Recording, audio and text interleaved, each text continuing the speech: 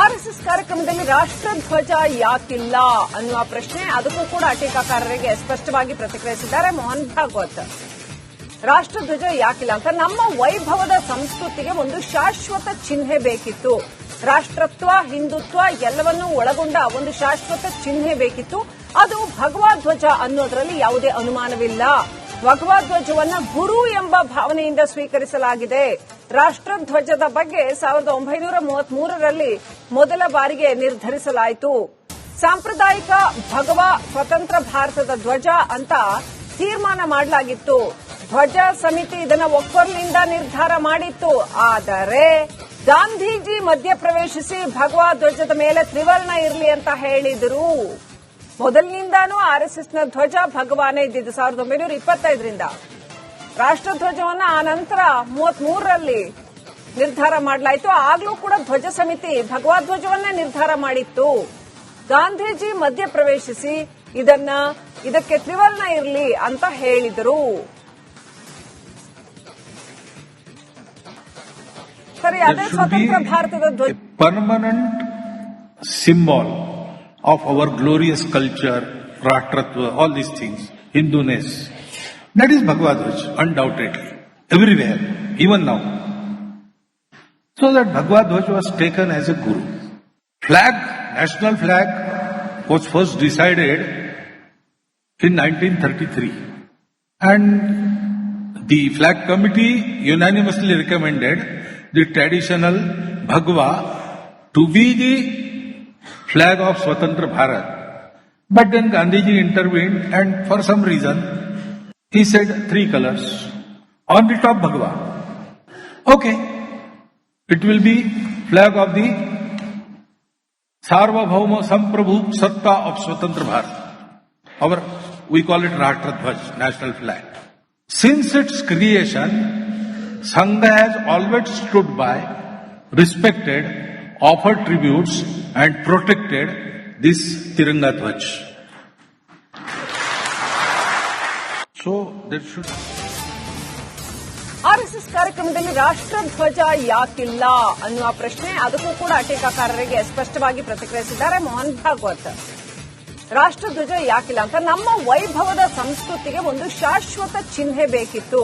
ರಾಷ್ಟ್ರತ್ವ, ಹಿಂದುತ್ವ ಎಲ್ಲವನ್ನೂ ಒಳಗೊಂಡ ಒಂದು ಶಾಶ್ವತ ಚಿಹ್ನೆ ಬೇಕಿತ್ತು. ಅದು ಭಗವಾ ಧ್ವಜ ಅನ್ನೋದರಲ್ಲಿ ಯಾವುದೇ ಅನುಮಾನವಿಲ್ಲ. ಭಗವಾ ಧ್ವಜವನ್ನ ಗುರು ಎಂಬ ಭಾವನೆಯಿಂದ ಸ್ವೀಕರಿಸಲಾಗಿದೆ.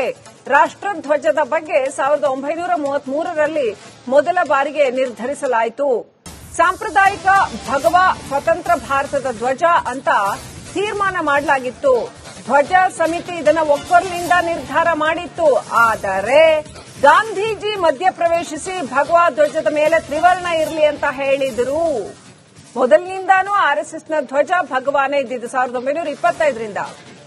ರಾಷ್ಟ್ರಧ್ವಜವನ್ನ ಆ ನಂತರ 33ರಲ್ಲಿ ನಿರ್ಧಾರ ಮಾಡಲಾಯಿತು. ಆಗ್ಲೂ ಕೂಡ ಧ್ವಜ ಸಮಿತಿ ಭಗವಾ ಧ್ವಜವನ್ನೇ ನಿರ್ಧಾರ ಮಾಡಿತ್ತು. ಗಾಂಧೀಜಿ ಮಧ್ಯಪ್ರವೇಶಿಸಿ ಇದಕ್ಕೆ ತ್ರಿವರ್ಣ ಇರಲಿ ಅಂತ ಹೇಳಿದರು.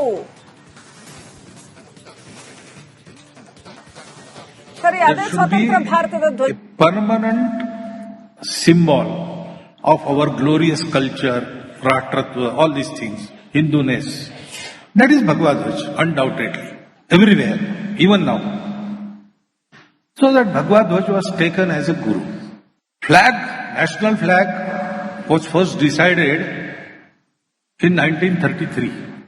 And the flag committee unanimously recommended the traditional Bhagwa to be the flag of Swatantra Bharat. But then Gandhiji intervened and for some reason he said 3 colors on the top Bhagwa. Okay, it will be flag of the Sarvabhauma Samprabhu Satta of Swatantra Bharat. We call it Rashtraಧ್ವಜ, national flag. Since its creation, Sangha has always stood by, respected, offered tributes and protected this Tiranga Dhwaj. So there should. RSS ಕಾರ್ಯಕ್ರಮದಲ್ಲಿ ರಾಷ್ಟ್ರಧ್ವಜ ಯಾಕಿಲ್ಲ ಅನ್ನುವ ಪ್ರಶ್ನೆ, ಅದಕ್ಕೂ ಕೂಡ ಟೀಕಾಕಾರರಿಗೆ ಸ್ಪಷ್ಟವಾಗಿ ಪ್ರತಿಕ್ರಿಯಿಸಿದ್ದಾರೆ ಮೋಹನ್ ಭಾಗವತ್. ರಾಷ್ಟ್ರಧ್ವಜ ಯಾಕಿಲ್ಲ ಅಂತ ನಮ್ಮ ವೈಭವದ ಸಂಸ್ಕೃತಿಗೆ ಒಂದು ಶಾಶ್ವತ ಚಿಹ್ನೆ ಬೇಕಿತ್ತು. ರಾಷ್ಟ್ರತ್ವ, ಹಿಂದುತ್ವ ಎಲ್ಲವನ್ನೂ ಒಳಗೊಂಡ ಒಂದು ಶಾಶ್ವತ ಚಿಹ್ನೆ ಬೇಕಿತ್ತು. ಅದು ಭಗವಾ ಧ್ವಜ ಅನ್ನೋದರಲ್ಲಿ ಯಾವುದೇ ಅನುಮಾನವಿಲ್ಲ. ಭಗವಾ ಧ್ವಜವನ್ನ ಗುರು ಎಂಬ ಭಾವನೆಯಿಂದ ಸ್ವೀಕರಿಸಲಾಗಿದೆ.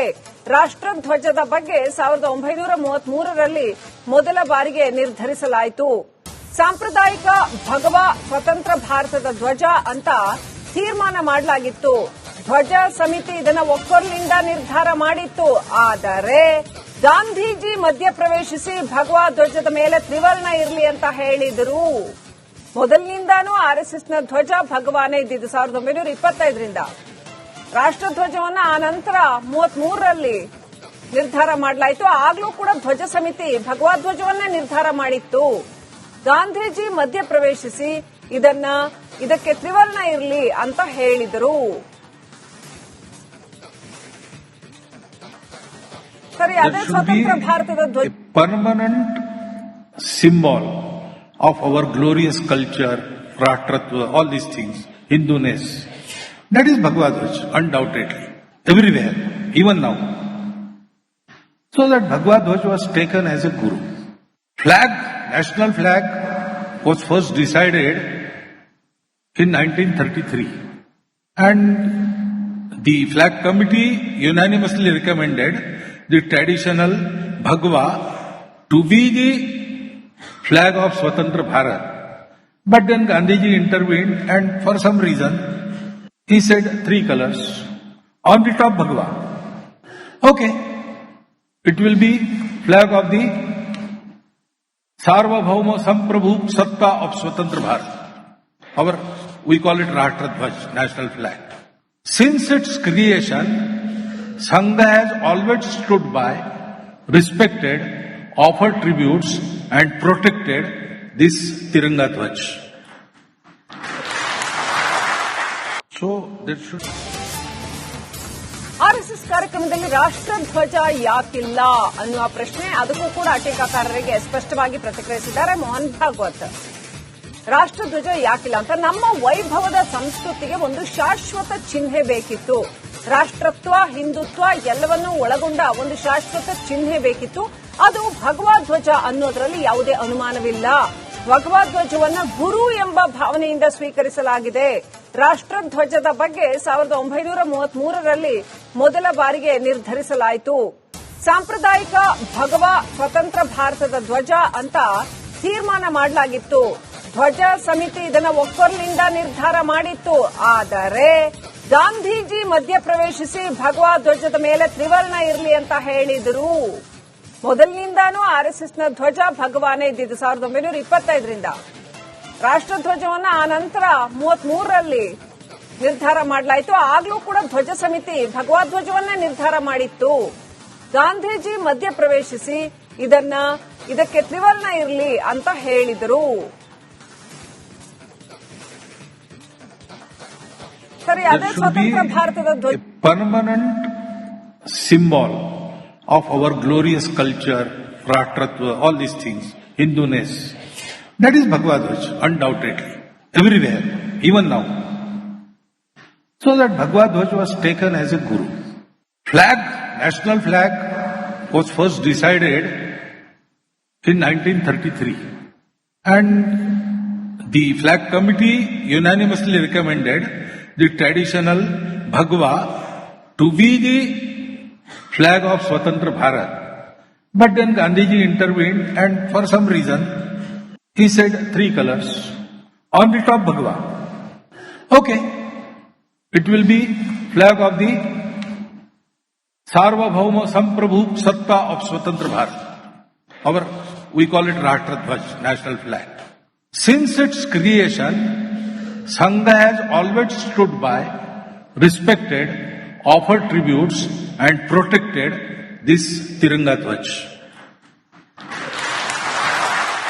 So there should.